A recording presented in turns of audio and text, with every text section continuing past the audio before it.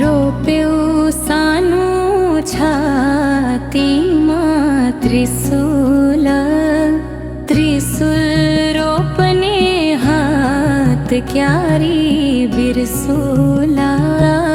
गल्ती गरेछु